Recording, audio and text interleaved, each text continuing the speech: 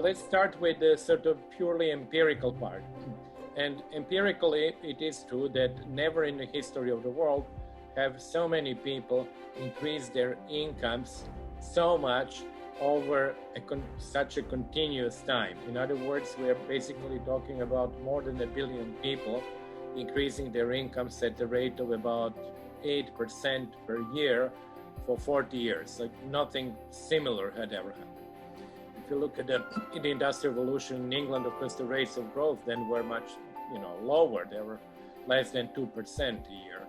Even if you look at Japan, the rates of growth were higher compared to the Industrial Revolution. They are about the Chinese level, but obviously the population was less than 1/10 of China's population, and it did not last for 40 years. So it is a unique development. We can generally say on the side of agriculture, the change was in 1978 with the responsibility system, where actually land became de facto private and actually production decisions were privatized.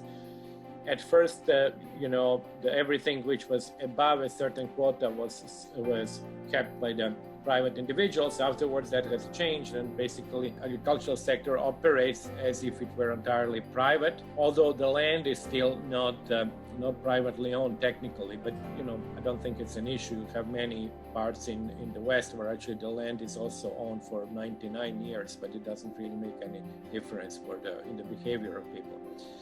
And that revolution was really quite spectacular because it led to an incredible increase first of income of Chinese farmers, and also it spread to what was then called, and it was still called, township and village enterprises, which employed rural labor but producing not agricultural goods but actually industrial manufacturing goods.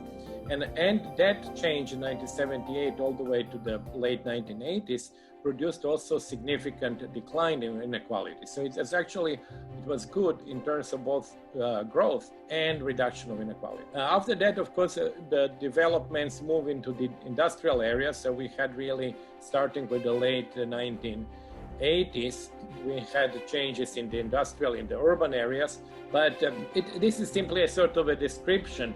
But it's kind of much harder to say what are the reasons, because China did not use the sort of typical way that many countries were supposed to develop. Chinese regional development was quite uneven. It is getting now a little bit more even, but it was uneven. Role of the state was quite important, particularly in banking and infrastructure and all the key industries like iron, steel, electricity, things like that. So the development pattern or the package that China used was quite unique, and it could be actually possibly used in a few other countries. We see now attempts to do that, for example, in Ethiopia. Vietnam used relatively similar approach. So there are many things that one can learn, not only from China, but from the countries that are using similar approaches.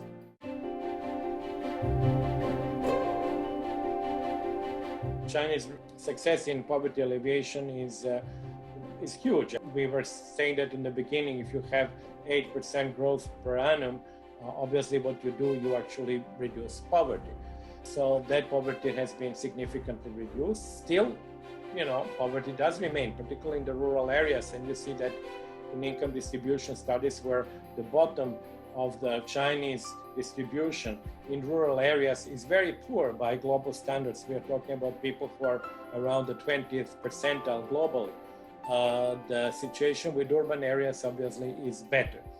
But when it comes to the world, COVID has been a huge shock, and not only has been, it actually continues to be, and we have no idea for how long it will be. So it would probably push the world back. It could be as much as 10 years in the sort of improvements, because we would be essentially pushed back to the situation that existed 10 years ago in terms of total poverty.